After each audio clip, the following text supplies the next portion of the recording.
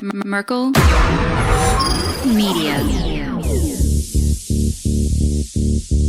What does the goddamn line say, Tony? Please do not use gendered language. Then what? I'll be arrested, put in airport jail? Well, you're going completely sideways, man. It's a big club, and you ain't in it. How dare you? Mr. Speaker, the President of the United States. I'm Chris Hansen with Dave on NBC.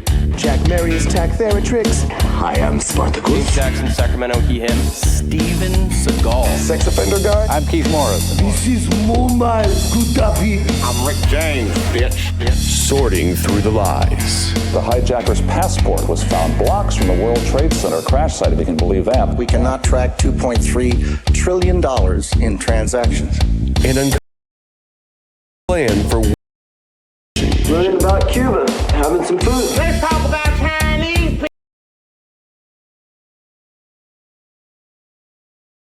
Wangles in Fort Lauderdale. I have sensed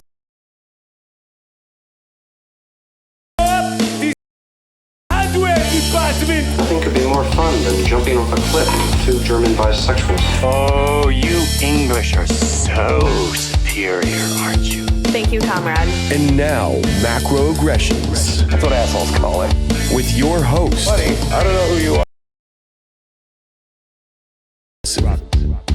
Hey, Whitey, where's your hat? You want to drop the blame on Charlie and say it's all Charlie's fault. I get some goddamn diuretic.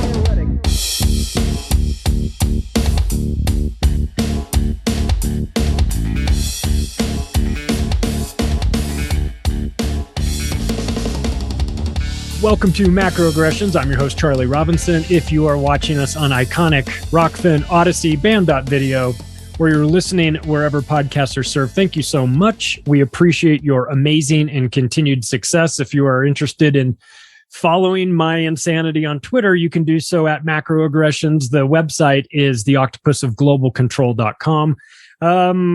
You can check out my other shows, The Union of the Unwanted, which we do twice a month with Ricky Varandas from The Ripple Effect, Midnight Mike from OBDM, and Sam Tripoli from Tinfoil Hat, among other shows. And also I do Day Zero with Chris Matthew, Corey Hughes, and Xcube 420. That show gets a little bit off the rails. I will warn you in advance. Hey, I mentioned Iconic. This show has been on Iconic since we started. We're so thankful to the Ikes, but they wanted me to pass along a message to you. If you are interested in checking out what they're doing on Iconic, there's a link in the show notes that'll give you 10 free days. You can try it out before you buy it. See what you think. They're doing amazing stuff. They're making original content, weekly shows, movies, documentary series. Obviously, all of David Icke's stuff is on there. And a huge segment on health and wellness, which I was a little bit surprised at how robust that selection is. So if you're interested, you can click on the link and just try it out for 10 days and see what you think. We love the Ikes. We appreciate their amazing support. So check it out, see what you think. Look, I don't know how else to say this, and I will continue to say this until I feel that every one of the listeners is ready for what is coming, whatever that may be. But I'll tell you what, I've got a sponsor, My Patriot Supply. They were nice enough to build a landing page for us called preparewithmacroaggressions.com. You can check that out through that website. You can get special pricing on 4-week supply of food, on 3-month supply of food. They have water purification, air filtration, camping gear, survival coffee, whatever that is. Still trying to figure out what survival coffee is. Probably not Starbucks. I would imagine that. I do know that it lasts for 25 years. So if the apocalypse lasts for 25 years, at least you will be fully caffeinated for it. But seriously, if you're not getting prepared through my sponsor, preparewithmacroaggressions.com, just get prepared however you can. Start thinking about this. Start getting a little bit of extra food every time you go to the store. Buy some gold and silver. Get your money out of the banking system. Please, please, please. I will feel much better knowing that the rest of you are taken care of. I don't know if we can. That's coming. Maybe, I guess, be aware of it. But for the other stuff, you're going to need food. You're going to need water. Start thinking about that well in advance while it's still available, because those ships in China, they ain't going anywhere. And that's probably a bad sign. Hey, also to sponsors, Chemical Free Body. Get your body ready for what's coming too. If 2022 is the year that you finally take back control of your health, then go to chemicalfreebody.com/macro and do yourself a favor. Watch this 2-minute video that I made that's insane of what the results look like after Tony puts you through the detox in a box program that they put me on. It is green 85 drinks, 4 different types of pills, and it leaned me out in a way that is, well, it's on video. You can see my shorts still don't fit anymore. I had to get new clothes because of it. So if you are so inclined, go to chemicalfreebody.com/macro, and on your way out, save yourself a little bit of extra cash by using the promo code macro as well. Well, in the truth community, we all have to stick together.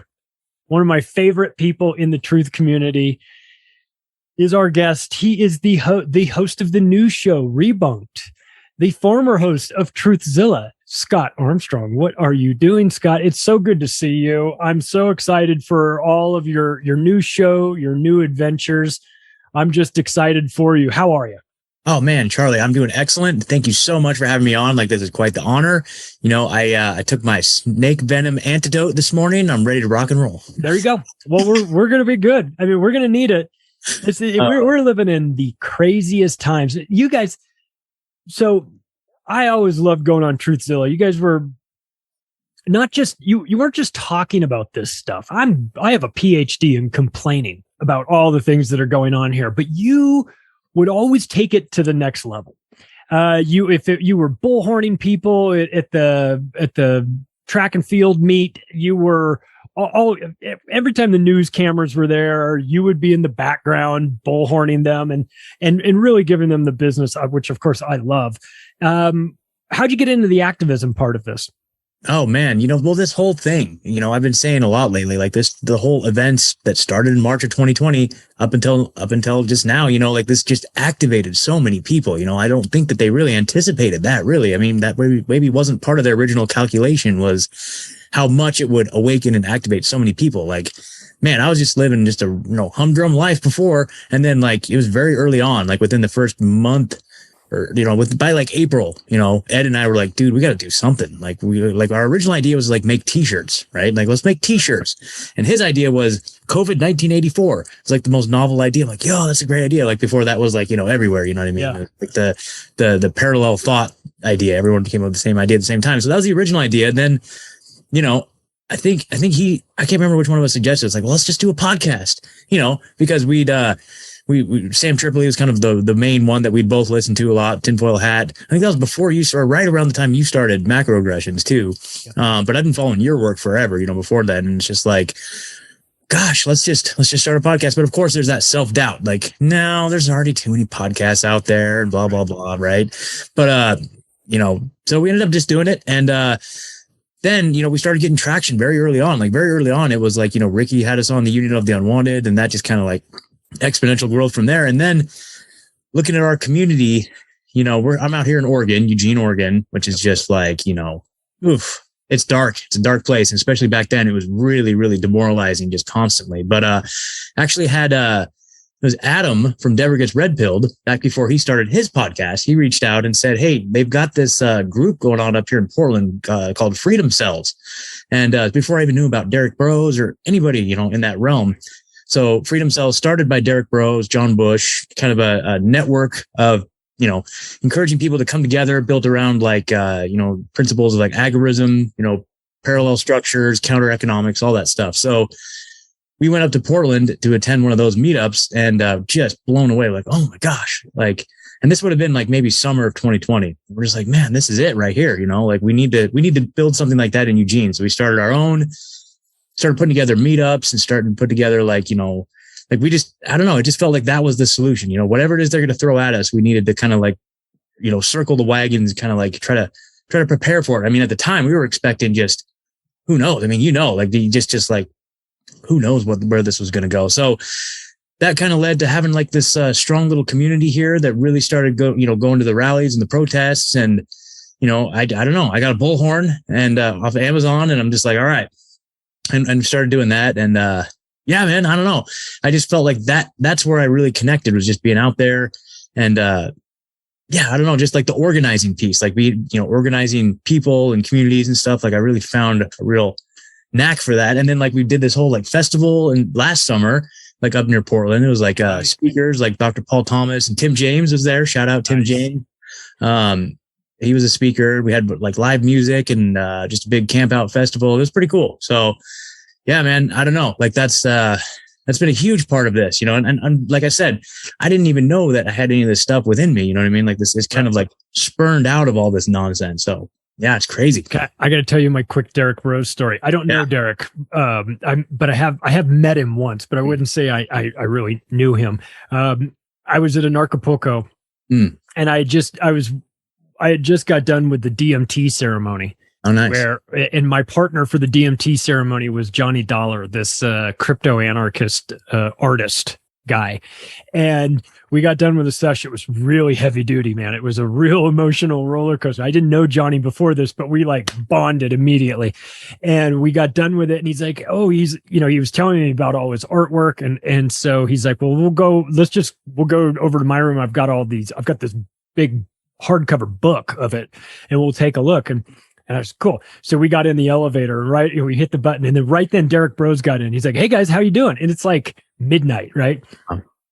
And Johnny goes, "We just got done with the DMT ceremony." And Derek's like, "Oh my God. Okay, so tonight you might wake up in the middle of the night. That's totally normal. If you do that, then just get some water and try and get yourself figured out and go back to sleep, but you'll be fine. And I'm so excited for you guys." And and then like the door opens, it was his floor. He's like, "All right, bye." And he walks out, and I was like, damn, that was really funny. He was super nice to us, but like, I was still like, I think I still had 1 foot in the other dimension. So I was, but Derek has been great about activism, real activism. He's got a hardcore story, a real history about what he's gone through. And maybe one day I'll connect up with him and because I'd love to talk to him about all his stuff, everything that he's been doing. And you guys, the idea of doing that event that you guys put on last year, or how did that all come about? Because I remember hearing about that going, "Ooh, I'd really love to go." And I couldn't make it. And I just was like, well, I'll get the scoop from everyone that was there. But how did that come about? What was the origins of that? So I attended a festival up in Seattle called Squatch Fest. So Squatch Fest is like this recurring, it's a bi-yearly, they do one in the fall. It's what do they do? The fall harvest one, and then they do a spring awakening one. And so I went to the spring one back in 2021, and there would have been like in March, I believe. And that was super amazing. That was just super inspiring. They had all these speakers and events, and it was just like all these people and, all these listeners that had listened to Truthzilla, like this one gal, shout out to Catherine if she's listening. They're huge supporters of the show and everything, but like I was helping gather firewood. I was driving this tractor. It was like we were pulling this length of like fencing, dragging all this firewood behind it. I was like yelling at somebody behind me, and this gal runs up to me. She's like, "Are you Scott from Truthzilla?" I'm like, "Yeah." She's like, "I recognize your voice. I'd never seen your show, but I recognize your voice." And that was no way. Yeah. And so just meeting people. Anyway, it was just like this really amazing experience, especially after the demoralization and just the awfulness and just this, like we were all out in the woods, and it was like COVID didn't even exist. Like none of the last couple of years had even existed. And we're all come together, and it was just such a powerful experience, like I've been to campouts and festivals and stuff like that, but this was unique because, obviously everybody was very like-minded, but it was just like this reprieve from all of the insanity. And it was such a powerful experience that I was like, man, we have to recreate something like that down in our area, And so that's really what it was. And we threw it together real quick. Like there's a great group of people that came together to help. And we built a stage, like out of pallets, like, Amber and John, our friends, the Gleaners, brought down this whole trailer full of pallets that we disassembled and built a stage out of it. And, Yeah, and then Mark, the property owner, shout out to Mark, just clearing out all the space and all these fields because it's on his property. He's got this massive like property that kind of rolls down like several levels, and it's just like in the forest, and it's way cool. So yeah, and I think it was a really, really inspiring event. It was a lot of work, but yeah, and it sounds like they're going to do it again this year. I know they're going to do it again this year, and so we called it Manifest, right? And I think they're doing it again this year. I won't be here for it, unfortunately, but it sounds like they're going to be doing it anyway. But you're going to Float Fest. I am going to Float Fest. Yes. And actually, I just had Aaron and Kingsley on. I think that episode is going to come out tomorrow. So yeah. Shout out to Aaron and Kingsley. We love them. They've been on the Union a bunch of times. I've never like had them on the show, but that's going to change because it's just a scheduling situation. But I think that what they're doing is phenomenal. Heard about them initially through Jeff Berwick and Josh Sigurdson, and found out they were living in Vegas, which is where I had lived for a decade. So excited to connect with them at some point. I'd love to go to Float Fest. I don't know if I'm going to be able to make it this year. But I couldn't make it last year, but something tells me that that's going to be around for a while because I've heard nothing but good things about that, everyone's experience from last year. Yeah, it's going to be fantastic. Just all these folks that, I've had a chance to interview or kind of peripherally get to know, to be able to meet them and hang out. Like, I just can't even imagine. It's going to be fantastic. So Richard Gage, you just had him on. Yeah. Yes. I got some cool Richard Gage stories. Like, this is amazing. So I had Richard Gage on and we got to chatting, and I've heard him on other interviews and I don't know. Are you familiar with like his whole story about like what happened? Yeah. Well, I when you tell your Richard Gage story, and then I'll tell mine. For those that don't know, he was the founder of Architects and Engineers for 9/11 Truth. He's recently, within the last 18 months or so, has left that organization and is doing his own thing. But he was one of the, buttoned up guys. He's an architect himself, and was building schools or designing schools, and wound up hearing about this 9/11 situation and thought it sounded preposterous and decided to go to a meeting, heard a guy on the radio and decided to go see him live speak, and was mesmerized by this and has devoted his life now to figuring this whole thing out. Richard, well, I'll tell you real quick. Richard and I went to Benny Will's wedding. That's right. Benny Wills from Joy Camp had a wedding in Spokane. And I didn't know anyone there. I went all by myself. My wife couldn't go. I just said, I'm going to go and support him and, whatever. So I go to the wedding, and and there's tables for dinner. I get seated right next to Richard Gage. I go, "You're in my book." He goes, "Oh, that's cool." I said, "No, I don't think you understand. I have a chapter that's titled Architects and Engineers for 9/11 Truth." And he's like, "Really?" So that poor guy, I must have talked his ear off. I had a couple beers, and he and his wife were so nice. They sat there. We interacted, and I wound up inviting them to Anarchapulco, where he wound up speaking, and we did it all again there once he got to Mexico. But I think he's an example of one of those really good guys that's a straight-laced, he's a suit who figured it out. And when the suits figure it out, they tend to incorporate their suit-like thinking. Let's get to the bottom. Okay, well, let's fix this problem. This is a problem. Let's start talking about it. Boom, boom, boom. So I love Richard Gage. I think. Oh, absolutely, absolutely. And of course, when I asked that, I knew you knew who he was, but I was talking more like what happened at Architects and Engineers for 9/11 Truth. Like, I don't know about that. This is the insane part. So our mutual friend Matthew Raymer from Content Safe put us in touch, and I sent him a message on Telegram initially, just gushing, saying like, "Oh my gosh, I've been a supporter and like, follower of your work for so long. Like, thank you so much for all that you're doing. I love Architects and Engineers for 9/11 Truth." And then I was doing some more looking into it and found out that he'd actually left, and not on good terms either. Yeah. And I was like, oh shit. So I had to delete that message and go back and then I sent him an email, and then I kind of bridged that gap. But yeah, so apparently, and this is his own words, he's open about it. If you go to his new website, richardgage911.org, he has a statement up there that talks about it. But basically the gist of it is that in an interview, he basically said something about how COVID was, you know, a psyop and a deep state agenda. And they took issue with that. They said that you can't, as the public facing spokesperson of this organization, you can't be out there saying stuff like that because it detracts from the message of architects and engineers for 9/11 Truth. And they voted him out. The board voted him out of his own organization. It's just like, what? That is insane. That is insane. Like, you know, to a certain degree, I guess I understand where they're coming from, but at the same time, that's just super suspicious. Like, if you can't, like, to me, it seems like if you're on the board of architects and engineers for 9/11 Truth, that means that you've jumped through over some hurdles and you've kind of established and proven yourself to be a pretty awake individual.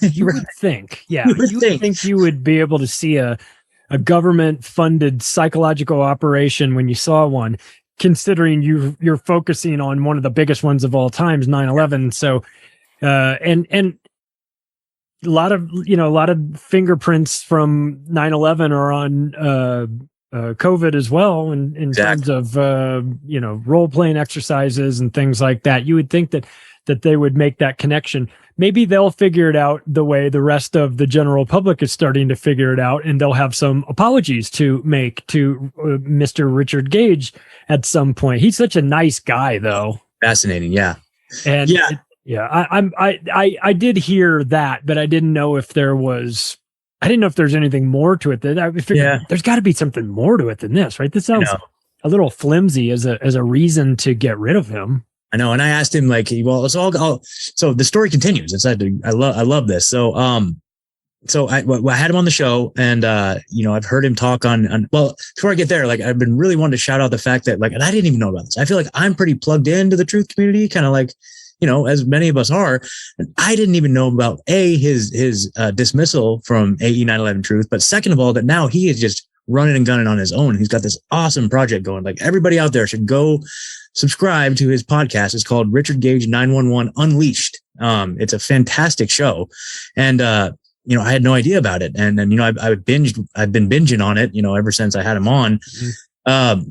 But then he's got this whole, his website, richardgage911.org. So he's got this whole thing, and he's, the way he describes it as being unleashed, right? So now he's no longer tied down to having to focus on World Trade Center 7 or the collapse of the Twin Towers, like, which was the focus of AE 9/11 Truth. Now he can look at it in a more, broad sense and make larger connections that he wasn't able to make before. So I take it that he's excited about the new direction, but also it's like starting over, and him and I kind of, I totally felt where he was coming from, because this was like, right when I was starting this new show after having left Truthzilla, like this whole thing that I built up from the ground up and like was such a part of my identity. And then now all of a sudden that's not there anymore. Now we're having to start over. So I totally empathize with him on that, Yeah.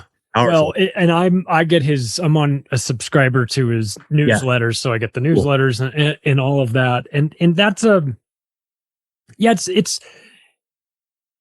a great opportunity for him. It's a great opportunity for you. It is a little scary when you step off on your own. It's like leaving the band and starting your solo career. It's like, is anyone going to love me, or do they just love the band? And it's like, there's room for people to love them both. There's no reason you can't also support architects and engineers for 9/11 Truth. I mean, they might not be handling Richard the right way, but the work still stands. I mean, that's great work. I like to see Richard's solo career now. That'll be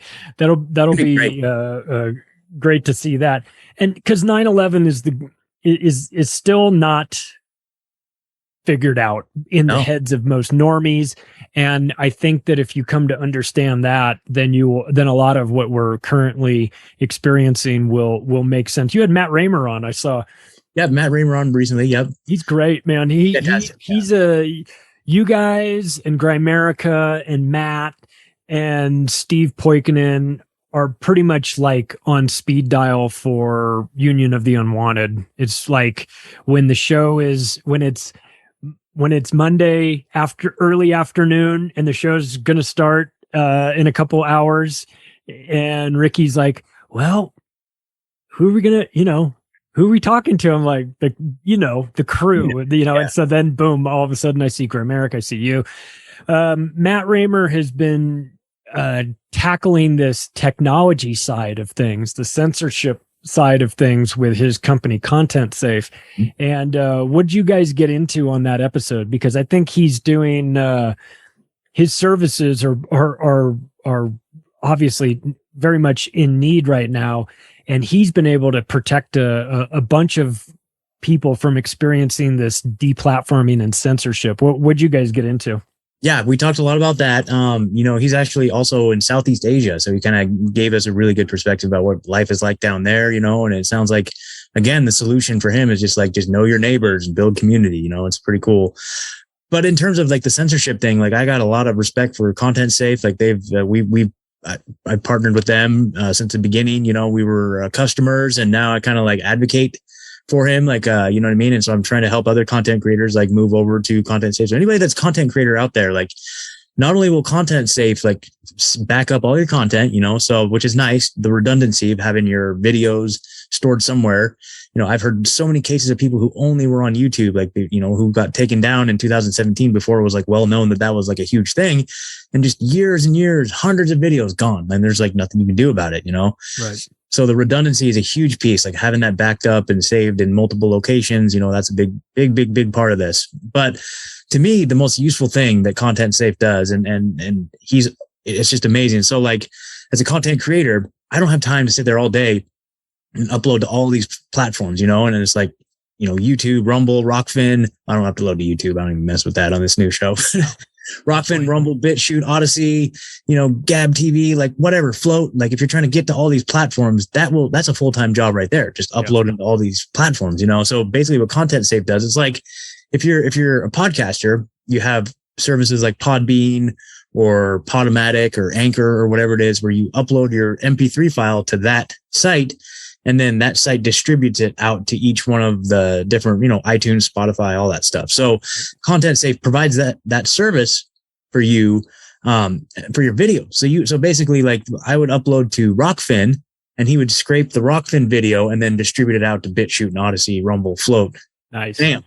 So that just saves you so much work. So definitely recommend getting in touch with Matt about that, because that's been an absolute lifesaver for me. Yeah. For sure. Yeah. And it's a shame too, the technology side. I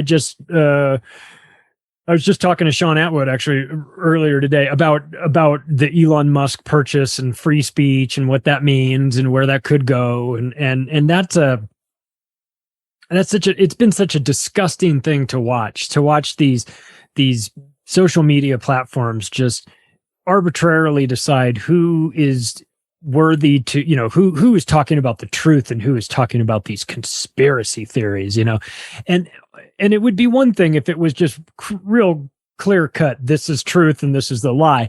The problem is that, as we've all seen, is that we post something today, they deem it to be fake news, and then 6 months from now, the real mainstream news is reporting it as fact. And we were right all along. We call that rebunked. We call that rebunked. There you go. It's rebunked. It's been rebunked. There's debunked, and now it's being reported as true. So we call that rebunked around here. Which is a great way to segue into your show, Rebunked. Oh, there you go. Where are we going with Rebunked? Because Truthzilla got you on the map, and Rebunked is going to put you in a different stratosphere here, I think, because you've got some real allies in this in the alternative media that love what you're doing and love the message that you're sending out there. What's going on with Rebunked? Well, that was kind of the premise. Here's the thing: is I left Truthzilla, and I'm like, for a minute there, I was like, I don't know if I'm going to continue on, like maybe I'm just going to fade off into the sunset. Like, I don't know, but then I was like, no, I can't. I have to get right back in the ring. And honestly, for a minute there, I was thinking like, maybe I'll just do like a mainstream show, just like, a normie show, just like get on YouTube and just like not have to worry about, my idea originally was like do like a show about recovery, because I'm a person who's in recovery from substance use for many, many years. And, I've done it professionally for many years as a counselor, and, I'll just do a show about recovery, right? Just something just mainstream, you know what I mean? Right. But then I was like, no, who are you kidding? Come on. What are you thinking? Like, nope, got to get right back in the ring. And so, but then I had the idea of like, okay, I can actually incorporate that into it, because, there's this huge parallel, I feel, between, addictions recovery, maybe other forms of recovery, like trauma, stuff like that. Like there's overlaps between that and waking up and getting red pilled. quote unquote. You know what I mean? There's so many different overlaps. And so I've done some episodes kind of exploring that overlap, but just the premise was really, you know, we're in this very interesting time where, like I said, you know, things that were being reported 2 years ago is just complete nonsense and complete conspiracy theory. Oh, that's been debunked, you know. Now it's all being reported as like, you know, mainstream truth, you know. And so that was where the title came from. And I don't want to necessarily lock myself into one like theme for the show, but you know, that's something that definitely is a good launching off point for most conversations, you know what I mean? And there's some very interesting ones, just like the gaslighting nature of it. Like, you know, when you have like Lena Wynn going on whatever MSNBC saying things like, yeah, you know, well, one-way masking is fine. Like you can just, as long as you have your mask on, it's fine. You don't need to worry about what other people are doing as far as masks go. And it's like, and they just say it so matter of factly as if like, it's like, well, duh, didn't you know? Like the way that they just gaslight, it's just like, oh, it's so frustrating. Yeah, it's so frustrating. Everyone knows that my one hot button is the media. Yep. I just despise them. Hey, did you see CNN Plus's numbers? No. What is it? The CNN Plus announced that, now, mind you, their goal for America is 2 million subscribers paying $6 a month. So $12 million a month is what they're expecting to come in. 2 million is the goal. They have 10,000. Yes. That is hilarious. Done. They're done. They spent $250 million to launch and they have 10,000 subscribers. Oh my gosh. It's insane. A disaster. Yeah. So, but that's what you get. That's what you get when you have Lena Wynn on. Yeah. That's what you get when you have Fauci on. That's what you get when you have propagandists on posing as you know, you have intelligence agency. You have Ken Delaney who's works for the CIA on MSNBC talking about things. Well, what do you think? What are we supposed to do? You think we're going to turn on the TV and just get lied to when we know that they're lying to us? And then you want us to spend $6 more? Oh, and by the way, the 10,000 plus subscribers, they had to cut that $6 down to $3 to even get them. Oh, that's insane. I mean, that's encouraging. You know, you can't in like reality in nature, there's like hard truths. You know what I mean? There's like actual truth, you know, like I need oxygen to breathe, or like, you know, there's just like hard truths, you know, and all of this stuff that's artificially being propped up with lies and deception, like it just goes against nature. Like it is not sustainable. You cannot maintain this for any given time. And we're seeing it. Like they're trying their damnedest, and they're crumbling under it because they're literally going against, you know, just the laws of this universe or this realm or whatever it is, but they're stupid crap, you know? And that's why our job, you know, literally all we have to do is just like rely on the truth as much as we possibly can. And it will withstand. It will withstand the test of time. It's like, I taught like the most last episode I did was with Jim Bob, made by Jim Bob. I mean, everybody's probably seen his cartoons, right? Yep. And, I asked him, I'm like, you know, what do you think it is about like, okay, so we're in this battle for the soul of humanity right now. And like, it's being waged with like cartoons and like memes. Like, what is that all about? Like, what the heck? Like, and his take on it is pretty spot on. It's just like, you know, the reason why memes are so effective is because, you know, the truth is generally really easy to distill down just to like a couple words or a very simple image or something that just resonates with you. And that's why they're so powerful and so effective. Whereas their propaganda relies on so much deception and how one lie has to rely on another lie. And it's just like this tangled web that literally cannot withstand it. Whereas the truth, literally, I could just put one word on like an orange ball on a meme and put it out there and tells you all that you need to know, you know? The truth doesn't require any additional energy to survive, but these lies require constant maintenance. They have to do it. That's why they say the left can't meme.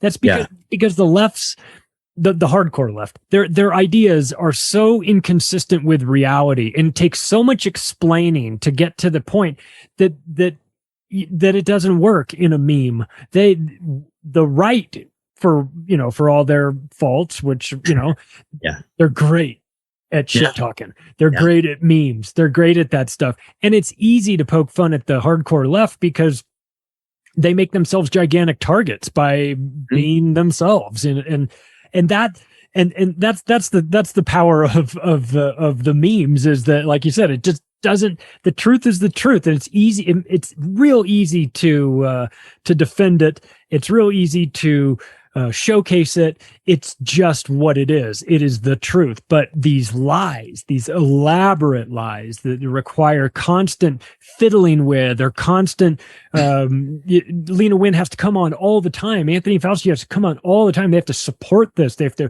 reiterate their points. They, of course, they have to change their points too, because they're lying the whole time. So they have to come back in and restate things. It doesn't work.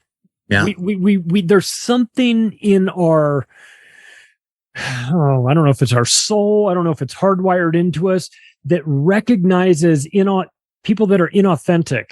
Mm-hmm. Like they jump out at you, and maybe we needed that. Maybe we're dependent on that for our evolution to be as best as we can at recognizing fakeness when we see it, so that we don't, I don't know, eat the wrong plant or whatever, die. So, but we see fakeness in the media and we recognize it right away. That, to me, is one of the best, I think it's one of the best services that the alternative media has done, is we've been able to really try and, I don't know, I guess get people thinking about re-examining the relationship that they have with the media, looking again at who these people are. Let's think about, who Rachel Maddow really is. Is she really telling you the truth? Or, she's a Rhodes Scholar, just like Bill Clinton and Chesa Bowden, the woke district attorney weirdo in San Francisco. And these people are currently wrecking the world. So maybe there's more to these people than just, just a pretty face sitting there on your TV. So I feel like the alternative media has done a very good job of waking up the rest of us and saying, hey, look, these people are no good. You guys, I know you've done real great work at exposing this. I wonder what do you think, what do you plan for Rebunked? Where are we going? Are you going to, I don't know, who's on your list of people that you want to get on? Because I'm excited to see. I was looking through all of the guests that you've had on so far, and it's a I like where you're going with it, man. Yeah. You've got some real subversives on there, some people that I really enjoy a lot. I wonder what your show looks like a year from now. Gosh, I don't know, man. That's a great question. I just want to speak to interesting people and people who have, solutions. Really, I think that's kind of my main concern right now, is to, I really want to focus more on the idea of solutions. And like my personal home, 5-year goal, I would say at this point, is to get some land, start homesteading, start a family. That's where I'm at right now. You know what I mean? Yeah. And so the solutions piece, whatever that looks like, I want to just talk to people who are in the solution. Although at the same time, it's fun to, talk about the madness of the world as well. But,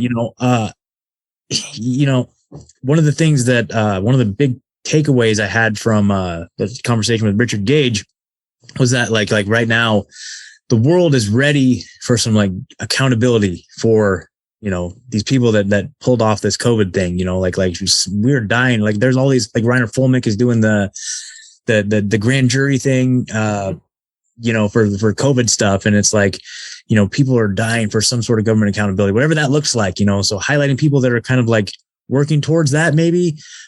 But talking to Richard, I asked him, I'm like, you've been in the business of trying to hold the government accountable for a long, long, long time. You know what I mean? This is, and so, what can we do? What advice would you have for people who are trying to now hold the government accountable for this stuff? And he said, just keep pushing, just keep getting information out there as much as you possibly can. You never know when that one thing is going to come out that's going to help take it to the next level. And he equivocated it to pushing a boulder up a hill or up a mountain, and the boulder's so big you don't know where the top of the mountain is, but you just keep pushing, and so just trying to get as much truth out there, I feel, is a solution. A lot of people kind of say that oh, you're just talking about all the problems and blah blah blah, but I feel the more we wouldn't be where we're at now if it wasn't for shows like yours and shows like all of ours, putting this information out there and having a place where people could go to access this information, and I feel like the more nodes that are out there, the more people that start a podcast and people that are saying this stuff and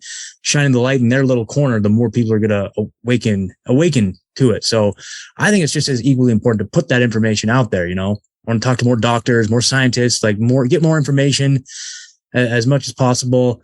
And, I want to produce, I've got one little documentary I want to produce that I really feel strongly about, but I just, it's been so crazy and busy that I haven't had time to do it. But the focus being how this has had an impact on people who struggle with addiction, how the last couple of years have impacted us. Cause it's just, it's been devastating. I wanted to ask you that because your background in working with addiction, I'm not surprised that your show is focused on solutions. Yeah. That's what guys like you do is you provide solutions for people that have been using drugs and alcohol as the solution for their problems before. And that obviously doesn't work well, or maybe it works for a little bit, but there's a huge price to pay. And how has your background in recovery, in dealing with addiction, been able to make you, it seems like it's a good fit for the podcast world too, because you're working around people that need help, come to you looking for help, and you're able to provide them with solutions for the problems that they're facing. And really, we in the podcast world are doing the same thing. People are kind of looking to us. I get emails all the time. How do I do this? How do I deal with this? I don't have a background in addiction management. You do. What's that overlap been between that world of solutions based for addiction problems and solutions based for podcasting topics? Totally. And it's also funny too, because there's so many podcast hosts that are in recovery as well. And I don't know why I haven't quite figured that out. You know what I mean? But I don't want to put anybody on the spot, but everyone knows there's several of them. It's weird. It's like half our community people are in recovery. But anyway, some of the things that we talk about and some of the things that, have helped people in recovery, like I said, they overlap totally with what we're going through right now. One of the biggest ones for me is that the idea of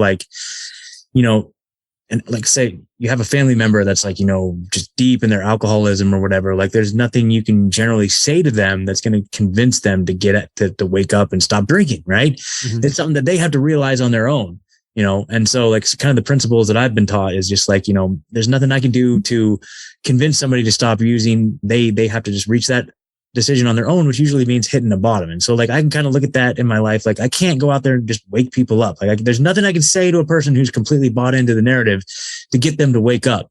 They have to come to that decision on their own. And it usually has to be a rock bottom type scenario. So, I can kind of detach and not really feel like I need to go around saving people. You know what I mean? It's the information's here when you're ready, but, I can't, there's nothing really I can do for you. One of the other principles that we really talk about is you can only keep what you have by giving it away. You know what I mean? So that's a very deep recovery principle. Yeah. I am able to maintain my sobriety and all that by going and helping out the newcomer. When I go to a meeting or whatever, the new people, they're the most important people there. I have to, it's my duty to reach out and make them feel welcome, make them feel they're, a part of this thing. And, because somebody did that to me when I first got there and, and that's why I stuck around. And so making them feel valued and helping, guide them along, that's a huge piece. And so, that goes with this too, with the podcast. I'm just saying hey, here's this information. I'm glad you guys are here. Welcome to the party. If this is your first time listening to a podcast of this nature, holy crap, I'm glad you're here. You're the most important person here. Yeah. It's your first night here. You've got to fight. Yeah, totally. A fight club of the alternative media. It's really there are some parallels there because we were talking about getting people that are that come to this meeting, being our podcast too, where they come to this meeting and they're unsure if these are their people, or they're unsure if they should stay. They're going to hear some things that are kind of scary. I can understand how I can see the similarities there between these two different industries. Yeah. How long has your recovery process been so far? I'll have 6 years later this year. So nice. Congratulations. Yeah. it's a beast, man. It's a slippery motherfucker. It sneaks up on you, and I've watched it take some friends, and even if it didn't get them, the thinking, their mentality changed in a way that put them down a path that was really destructive. So anytime people can find a reason to get out of that, it's then go for it. But these days, the last 2 years that we've been going through this, we've seen addiction go through the roof. We've seen mental health crises go through the roof. What have you been seeing on your end with people that are struggling based on the lockdowns or just the lockdown mentality? Yeah. It's just been absolutely devastating in so many different ways. You know, I can say my perspective from both a person who's like in the recovery community, which is like, you know, it's just like a community that we have, you know, like a peer group of people who are, you know, in a position to mutually support each other through these hard times. You know, traditionally, but I can also speak from like a clinical perspective, having worked like in the addictions field, you know, and doing counseling for the last several years as well. I've seen the before and after of how this whole thing has impacted both communities. And it's just really sad to say that, you know, here in Oregon, when the whole lockdowns descended upon us, like they pretty much shut all the meetings down. And it just like, so there was a group of people, you know, a lot of us were just meeting in the park, you know, we would just go to the park and do a meeting, you know what I mean? But the people who were like in charge of because like our little recovery community, like basically there's like a board, you know, there's like a chairperson and a secretary, people who are like in charge of like the administrative aspects of running a community of different meetings throughout. You know, it's decentralized, but there's also like a board of people who kind of like are in charge of that sort of stuff. And I was one of the people on that board. I was actually on that board. I had a service position on that board, but I was the only one who was like, you guys, the most important thing is to continue to do meetings. Everybody else was just like, no, 100%, we have to shut everything down and blah, blah, blah, blah. You know what I mean? And it was like literally a battle for like 2 years. Like they were trying to, we still kept going with like our camp outs and our picnics and stuff, like much to their, they were very upset that this was still going on. You know what I mean? It was like, but it was so crazy, but it's just like, just the fracturing of like, and a lot of these folks, like I considered like family before all this. And now all of a sudden we're just like they hate me. Like they just like, it's just like it created this huge rift. And that's like one of the reasons why I'm moving is because, you know, that's such an important thing for me to have is like this strong, tight knit recovery community. I want to go to a place that wasn't as impacted as this region was here. You know, I want to go to a place where their recovery community wasn't ripped apart and fractured. And it's just like all this animosity everywhere. It's like, it's just horrible. It's just absolutely. Recovery's tough enough. You don't need that thrown on top of it. I mean, you've got temptations and you've got just human nature and all of this. And then if you add the stress, and obviously stress is a huge trigger, but the stress of somebody giving you a hard time for not buying this narrative. I mean, what did we do a statistical analysis of the 99.98% survivability from this one thing that you're supposed to be scared of? I don't know what the number is for relapse, but something tells me it's a pretty high number, especially compared to 0.02% chance of anything really bad happening to you from COVID. Something tells me that the chances of relapsing is many multiples higher than 0.02%. Yeah. And it's just insane, man. Like I personally know people that have overdosed and died. I know people that have committed suicide, people that I knew, you know, this last couple of years, it's just been absolutely devastating. A lot of people who had lots of sobriety that ended up going back out and who knows where they're at now. You know, people that I've known for a long time, you know, weren't able to withstand. They weren't able to take it. For someone who suffers with addiction, the last couple of years have been the worst recipe for disaster in terms of like, you know, they're telling you to go isolate, like being around other people is bad. It's just this constant, just onslaught of fear, which is like a recipe for disaster. And then like all these stimulus checks that people are getting, you know what I mean? It's just like, it was madness. It was madness. And then, so that's kind of like the community perspective. And then like from a clinical perspective, of course, like it was just like, you know, lots of people, I would hear stories all the time about people that would just like, you know, cave in to the pressure and everything. And now they're seeking treatment after having had a very rough last couple of years. But, and then the agency I was working for really bought into this narrative as well.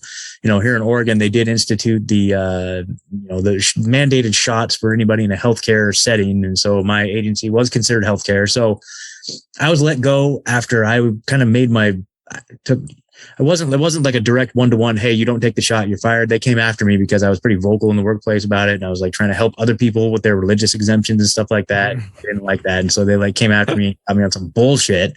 Yeah. Anyway, but so there was all that. But you know, it's crazy. So like here in Oregon, they have, and I've talked about this on the show, so if anybody's heard it, I apologize. But I never want to miss an opportunity to get this out there because the organization I worked for called Willamette Family Treatment Services in Eugene, Oregon.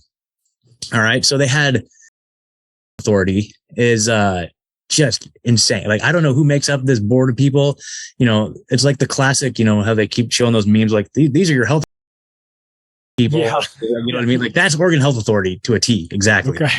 Okay. So first of all, they're tyrannical, insane people. And they're the ones that are coming out with all of these guidelines around COVID saying like, you know, you have to be like 6 feet apart. And like, if you're going to be playing in the park, make sure that you're not singing above, like if you're going to sing happy birthday, like make sure you're singing at a quiet volume. Like they're the guys that are doing like those like classic, just, right. You know, the comedic like guidelines, like saying if you're playing the park, don't run, just make sure you're walking through like the play structure, just all this crazy shit, dude. They're so insane. They're so insane. They're the ones that are coming out with all the indoor mask policies and all this stuff. Now, Willamette Family Treatment Services in Eugene, Oregon, made it so that they were not taking patients. They were not admitting patients to their inpatient residential program unless they had the shot. And to me, that is just like so over and above, beyond unacceptable that I just, it was just like, it was just like, I was like, almost like, really, you're kidding me? Like these people like, oh God. Anyway. So Oregon Health Authority had to step in and be like, yeah, I think you guys are actually taking it a little too far. You can't just deny people based on their vaccine status. And so they capitulated, but even this agency took it beyond what even the insane Oregon Health Authority was willing to do. And so I was just like, so good riddance. Ever since I've been free of that organization, you know, I've still been involved with the recovery community. So I've been able to help, but it's just like, it's such a tragedy, man. It's such a tragedy that, you know, going after someone like me who really genuinely cares about the well-being of like my clients and stuff like that. And it's just like, oh, really? You're going to, okay, fine, cool. You know, it's crazy. They're exposing themselves. This is not about science. It's about compliance. It's not about doing what's right. It's about doing what we say. Yes. And people have been recognizing this. I think a larger segment is waking up, but you guys got hit really bad. I mean, Oregon, Portland is unrecognizable.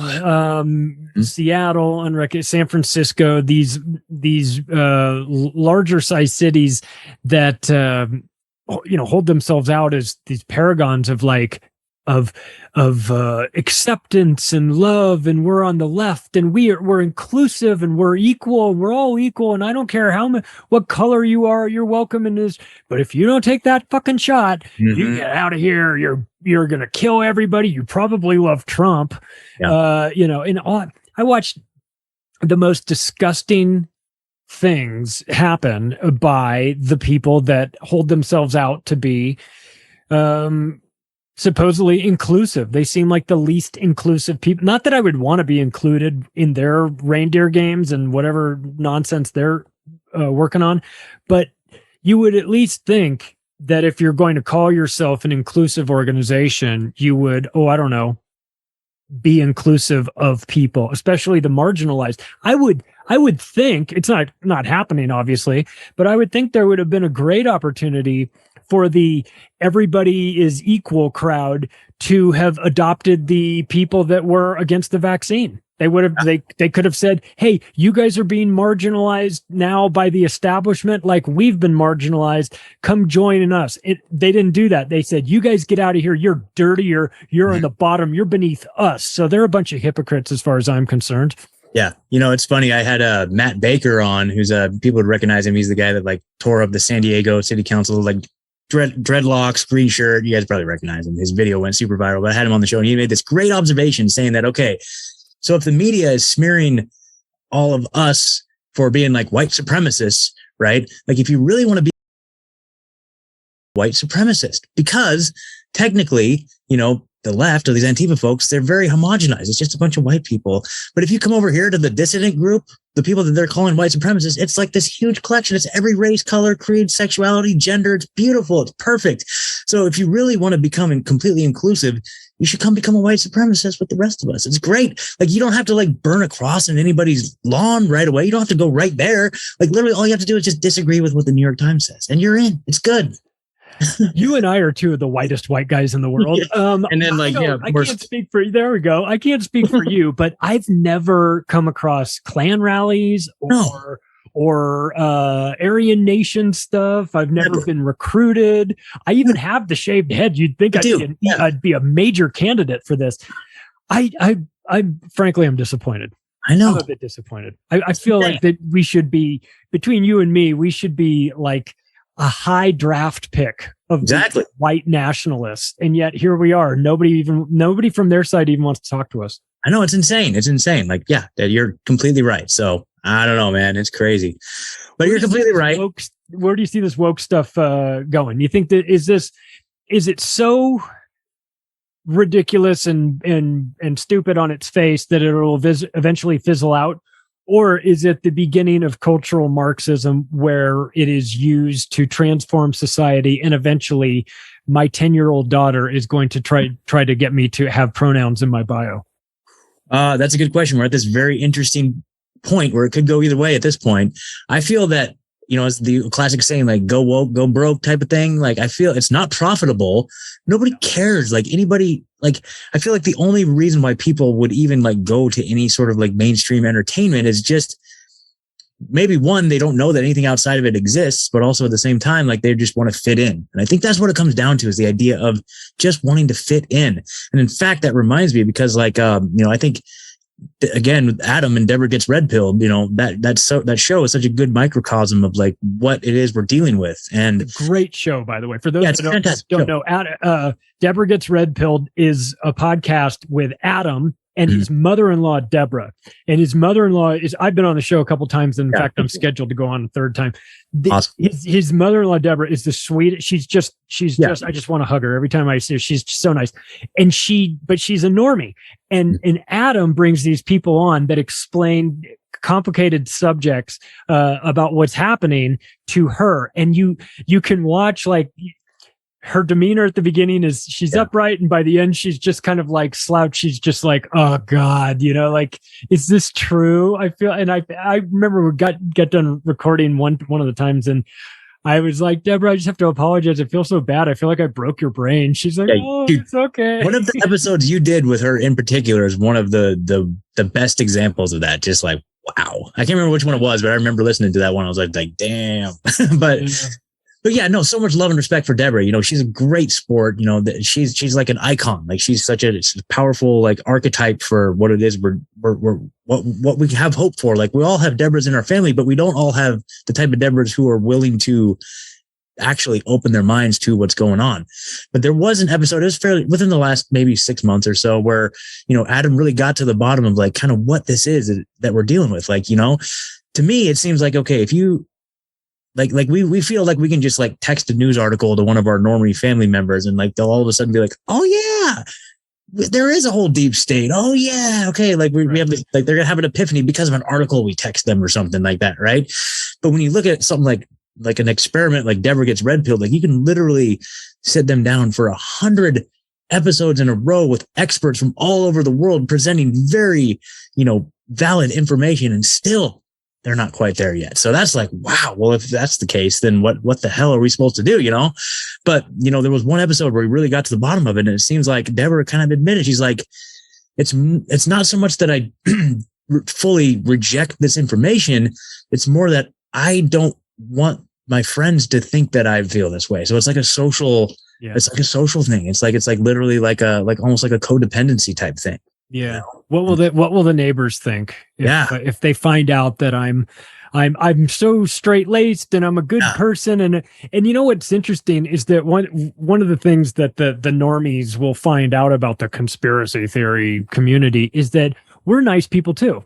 Yeah. We're nice, logical. 100%. We want what's best for our families and for our friends and for even for strangers that we don't know. We want what's best. We're not coming at this from a place of trying to destroy the system just for the sake of destroying the system. We're talking about destroying the system because it's deeply evil.